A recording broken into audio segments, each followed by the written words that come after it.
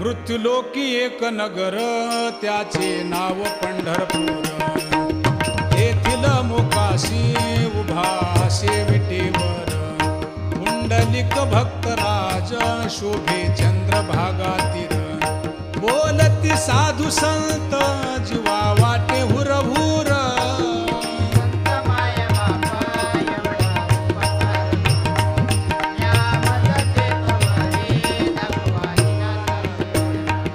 मज नाही हात पाय डोळा पडली झांपड.